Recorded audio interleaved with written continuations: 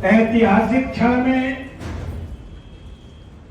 ऐतिहासिक प्रांगण में, ऐतिहासिक कार्यक्रम में वीरांगना उदा देवी के श्रद्धांजलि सभा में आज इस कार्यक्रम की अध्यक्षता कर रहे हमारे वयोवृद्ध और भगवान बुद्ध के आदर्शों पर चलने वाले आदरणीय प्रेमी जी, इस कार्यक्रम में मैं आप सब लोगों के सामने अपने बड़े भाई और मौजूदा सांसद, पूर्व कैबिनेट मंत्री, आज के चीफ गेस्ट आदरणीय आर के चौधरी जी का भी मंच की ओर से आप सब लोगों की उपस्थिति में उनका स्वागत करता हूं, वंदन करता हूं, अभिनंदन करता हूं।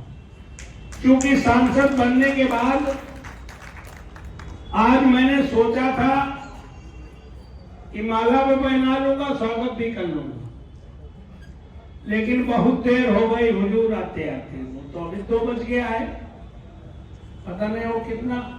आज इस कार्यक्रम में हमारे विशिष्ट अतिथि आदरणीय आरसी कैथल जी,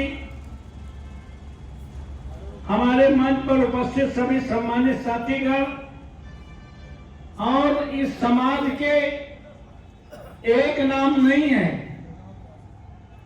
आयोजक टीम के साथी विजयलाल पासी जी, रंजन पासवान जी, राजेंद्र जी, चंडी प्रसाद पासी जी, अशोक कुमार जी, देवी प्रसाद जी, रमेश कुशवाहा जी और सामने आए हमारे सभी सम्मानित पिता तुल्य बुजुर्गों, नौजवान दोस्तों, माताओं, बहनों और बच्चों, मैं सबसे पहले इस कार्यक्रम के आयोजक टीम को बधाई तो देता ही हूं, लेकिन अभी मैं प्रेमी जी से कह रहा था, ये समाज जिसका इतिहास गौरवशाली है, एक एक नहीं, साकन पासी, लाखन पासी, बिजली पासी, ये इनका इतिहास गौरवशाली है, लेकिन वो इतिहास को सामने रखकर वर्तमान से तुलना करके हमें भविष्य की योजना बनाने की जरूरत है। और आज ये और भी कार्यक्रम में मैं गया हूं, चंदीपुरवा में उदा देवी के कार्यक्रम में गया हूं। वो एक ऐसा पार्क था जिसमें हमने एमपी रहते पैसा भी दिया था, बाउंड्री भी कराई थी, फिर वो पता नहीं विवाद के चक्कर में नहीं हो पाया। तो मैं इतना ही कहना चाहता हूं कि इस देश के पहले विद्वान, विश्व के 5वें विद्वान, इस देश के संविधान निर्माता डॉक्टर अंबेडकर ने एक बात कही थी। कब कही थी, क्यों कही थी, क्या कही थी? तब कहा था जब इस देश में सार्वजनिक तालाब में कुत्ता, बिल्ली, जानवर तो घुस सकता था, लेकिन बाबा साहब अंबेडकर जैसे व्यक्ति को महार तालाब में घुसने के लिए आंदोलन करने की आवश्यकता पड़ी थी। इतना बड़ा छुआछूत था। बाबा साहब अंबेडकर ने जब 26 नवंबर 1946 को भारत के प्रथम राष्ट्रपति डॉक्टर राजेंद्र प्रसाद को संविधान सौंपा, उस दिन बाबा साहब पूरी जिंदगी में पहली बार प्रसन्न नजर आए थे। उनका रसोईया कहता है कि बाबा साहब पहली बार क्यों प्रसन्न नजर आए थे। उस दिन बाबा साहब अम्बेडकर ने पूना पैक्ट के बाद भी एक ऐसा हथियार, एक ऐसा अधिकार, एक ऐसी बराबरी का अधिकार दे गए थे जिस दिन उन्होंने रानी और महात्मा रानी के वोट की कीमत एक की थी। उस दिन बाबा साहब अम्बेडकर सबसे ज्यादा प्रसन्न नजर आए कि भारत में पैदा होने वाला किसी भी जात धर्म का आदमी, पुरुष हो या महिला, इस देश की सर्वोच्च कुर्सी पर बैठ सकता है। इतना बड़ा अधिकार न द्वापर में मिला, न त्रेता में मिला, न सतयुग में मिला, वो मिला कलयुग में बाबा साहब अम्बेडकर को मिला। और कलयुग को आप लोग खराब युग मानते हैं। कलयुग माने ज्ञान का युग, कलयुग माने विज्ञान का युग, कलयुग माने मशीनों का युग, कलयुग माने खराब युग नहीं, कलयुग माने स्वर्णिम युग। हमारे आप सबके बहुजनों का स्वर्णिम युग कब से शुरू हुआ? जिस दिन बाबा साहब अम्बेडकर ने एक वोट का अधिकार देकर भारत के प्रत्येक नारी पुरुष को प्रधान से लेकर प्रधानमंत्री की कुर्सी तक पहुंचने का अधिकार दिया। इससे बड़ा अधिकार किसी भी भगवान ने हमें देने का काम नहीं किया।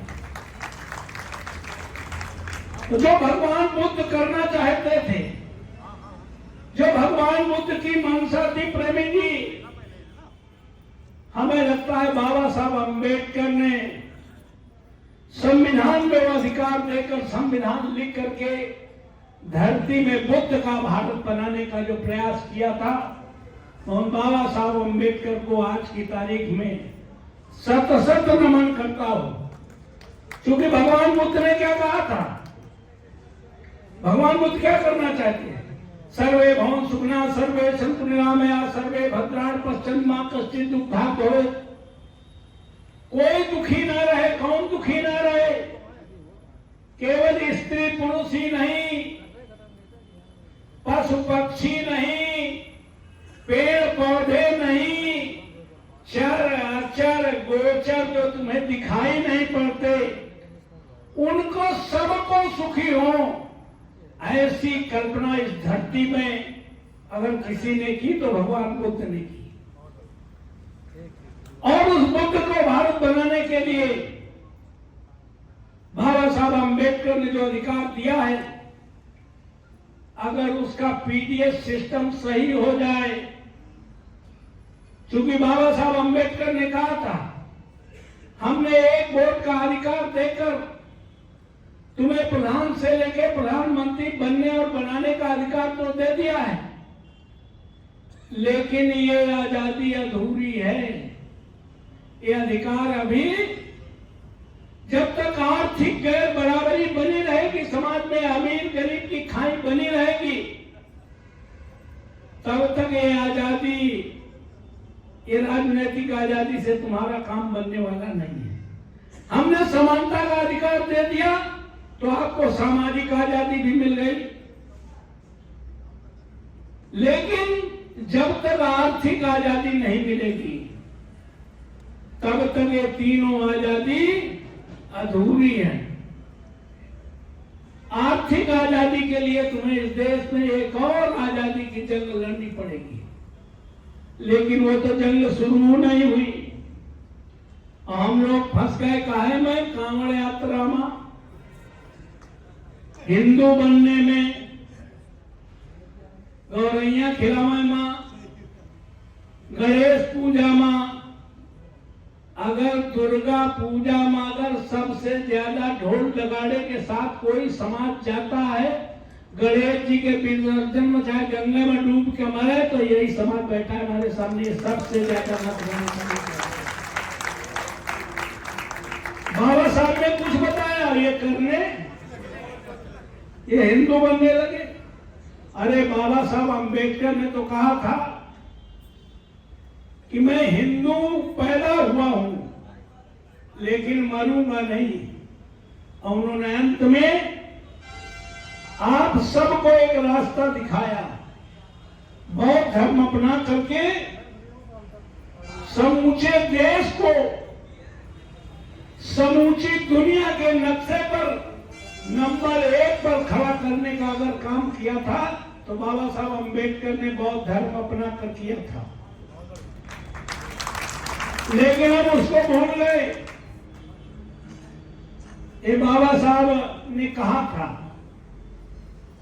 कि हमने वोट का तो अधिकार दे दिया, लेकिन ये जो जातियां चल रही हैं, प्रेमी जी मैं तो कहता हूं जो बौद्ध को मानने वाले हैं, जो अम्बेडकर को मानने वाले हैं, अगर ये दलित पिछड़े जातियां चलाने के बजाय, जाति संगठन चलाने के बजाय, जाति में चलने के बजाय जमात में चलना शुरू कर देंगे तो तुम्हारी बिगड़ी निश्चित तौर पर बन जाएगी। नोट कर लो, पारसी महासभा चाहे जितनी पुरानी हो, हमारी पाल महासभा के हम राष्ट्रीय अध्यक्ष हैं, 110 साल हो गए। अगर उस महासभा का आउटपुट देखें हम तो एक कोई पार्षद की भी टिकट महासभा नहीं दिला पाई। तुम्हारे बिरादरी में बनी हो तो बाबा साहब अधिकार न दे गए होते। अगर बाबा साहब अंग्रेजों के टाइम में आरक्षण न दिला गए होते तो अभी कल मैं ही उपेंद्र पासवान से कह रहा था कि भाई तुम सिटिंग एमएलए थे, तुम्हारी टिकट काट दी गई थी। हम सोचते थे सीसाओं में शायद तुम्हें मिल जाएगी, तुम्हारी काटी गई है तो यहाँ जोड़ दी जाए। हम कहा नोट कर लो, जिस दिन दलित समाज के लोग एमपी एमएलए की टिकट का चक्कर छोड़कर अपने समाज के हितों की कीमत पर कभी समझौता नहीं करेंगे, अरे भाई हमें न मिलेगी तो किसी और को मिलेगी, और नहीं मिले कन्हैयालाल जी, कन्हैयालाल जी। तो जिस दिन अपने समाज के हित में बोलना शुरू कर दोगे, अगर बाबा साहब अम्बेडकर नौकरियों में और विधानसभा पार्लियामेंट में अधिकार न दे गए होते तो 75 साल आजादी के बाद भी कोई एक दलित को प्रधान बनाना भी पसंद न करे। अगर ये जो मिल रहा है तो दिख रहे हैं 7 गिनो चाहे 9 गिनो चाहे 11 गिनो, जो गिनती कर पा रहे हैं इसलिए कर पाए रहे बाबा साहब अम्बेडकर ने। ये राजा रामपाल हैं, मैं अगर सबसे ज्यादा किसी का ऋणी हूं तो दलित समाज का हूं, और अगर दलित समाज में भी सबसे ज्यादा उपकार एहसान अगर किसी का है तो पारसी समाज का हमारी राजनीतिक जिंदगी में है। इस समाज का सर्वाधिक, बसपा में थे तो बसपा में समूचा हमारे साथ था। ये चंदी बाबू थे उस समय ब्लॉक प्रमुख, हम बसपा से चुनाव लड़ते थे, ये समाज के बीच में आगे आगे जाते थे, हम पीछे पीछे बराबर करते चले जाते थे। मैंने बसपा के बाद जब कांग्रेस में आया तो ये समूचा समाज हमारे साथ खड़ा था, और आज जब सपा से चुनाव लड़ा 2024 तो भी अगर कोई समाज के बाद, यादव समाज के बाद, मुसलमान के साथ, अगर दलित समाज में कोई 100% हमारे साथ खड़ा था तो आपका समाज है, पारसी समाज है। इसका मैं हार्दिक स्वागत करता हूँ, वंदन करता हूँ। तो बाबा साहब अम्बेडकर के बारे में कह रहा था कि बाबा साहब ने कहा कि अगर ये अलग अलग दुकानें चलाते रहे,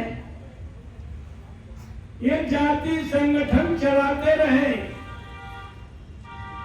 तो कभी इकट्ठे नहीं होंगे तो जिनके वोट सबसे ज्यादा उन्हें प्रधान से लेकर प्रधानमंत्री बनना चाहिए तो वो कभी बन नहीं पाएंगे। इसके लिए बाबा साहब अम्बेडकर ने क्या कहा कि ये दलित समाज के लोग, ये पिछड़े वर्ग के लोग, ये मुस्लिम और सर्वहारा वर्ग के लोग आपस में खान पान न करें तो कोई बात नहीं, आपस में रोटी और बेटी के संबंध न करें कोई बात नहीं, लेकिन जैसे आज वीरांगना ऊदा देवी के श्रद्धांजलि सभा के बहाने बैठे हैं, ऐसे बैठना शुरू करें।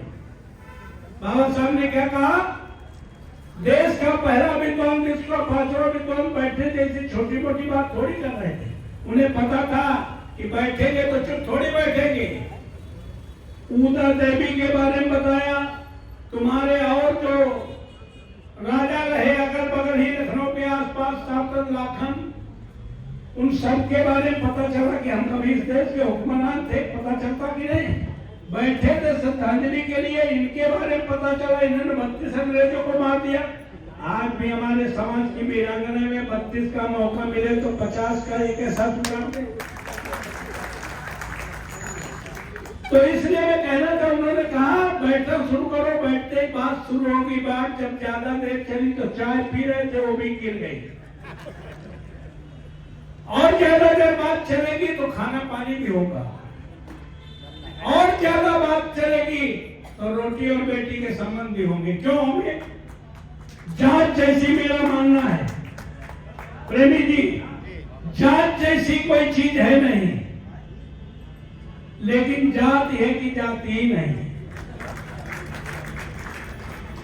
जात जैसी कोई चीज है नहीं। आप बताओ पुरुष और स्त्रियों में कौन सी जात है? जाति आप देख सकते हैं तो इंसान में कोई जाति नहीं है। स्त्री है, पुरुष है, बाकी में देख सकते हो, पशु पक्षियों में अलग अलग देख सकते हो, पेड़ पौधों में अलग अलग देख सकते हो, लेकिन इंसान में कोई जाति। ये तो तब जातियां बनी थी, थे तो हम राजा, हमें शिक्षा से दूर करके, हमें साजिश करके, हमारा राजपाट छीन करके हमें गुलाम बनाया गया। कहते नहीं है कि जो सबसे पहले सरेंडर होता है उसको कम सजा मिलती है। तुम्हारी लड़ाई को 4-6 लोगों से एक साथ हो गुट से, जो सबसे पहले सरेंडर हो जाएगा उसका कम सजा मिलेगी। और ये बाद में सरेंडर होने वाले लोग हैं, अधीनता स्वीकार करने वाले, बहुत मुश्किल में। तो तुमने को भंगी बना के कहा, मार मार तुम्हें भंगी बना दे रहे। क्यों भाई? इसका मतलब है कि जिसको भंगी कह रहे हो वो सबसे देर तक लड़ने वाला समाज है, बहादुर समाज है, इसलिए उसको बड़ी सजा दी गई है। तो इसलिए मैं कहना चाहता हूं कि केवल ऊदा देवी की अकेले जयंती मनाने से काम नहीं चलेगा। इतिहास उठाओ, सातन पासी, लाखन पासी, बिजली पासी, जितने हैं। बाबा साहब ने क्या कहा, बहाने से बैठना शुरू करो और सब लोग इकट्ठे बातचीत करो। आप देखो, अगर मुसलमान 5 टाइम की नमाज पढ़ता है कि नहीं पढ़ता?